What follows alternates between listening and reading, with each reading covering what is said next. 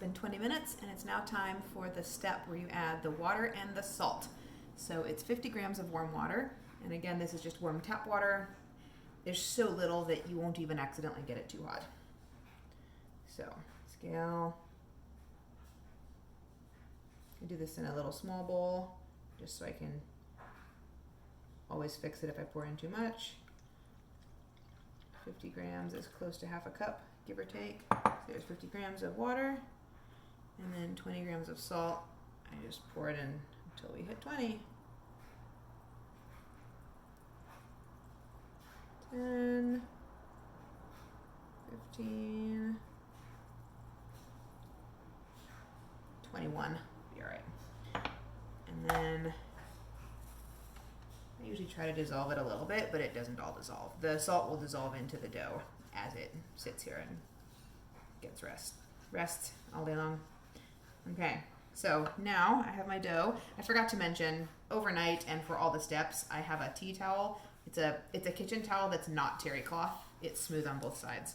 And I just leave it on to keep out dust and flies and bugs and anything else. I just leave it on there.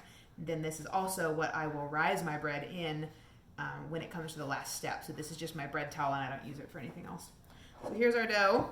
It's very, very much exactly like we left it. So we're gonna pour on our salty water. And then for this step, we're gonna really squish it between our fingers, and that will make sure that all these little salts get into every bit of the dough. If you just mix it very gently, you'll end up with salty streaks and unsalted streaks. And I did that once, and you have parts of your bread that taste really bad. So I'll turn it up like this so you can see. You really, even in the instructions it says to squeeze between your fingers for thorough mixing. So, and with the extra water, it actually doesn't stick to your hand as badly.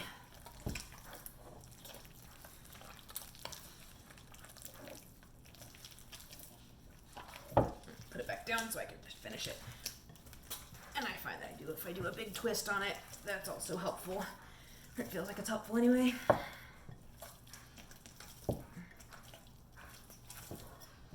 Scrape it up off the bottom. You will be cleaning a lot of dough out from under your fingernails if you have nice long fingernails. It'll give you an opportunity to clean under them.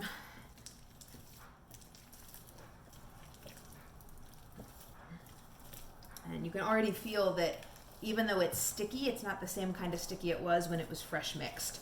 This is more of a stretchy sticky than a gloppy sticky. It's not nearly as gloppy as it was.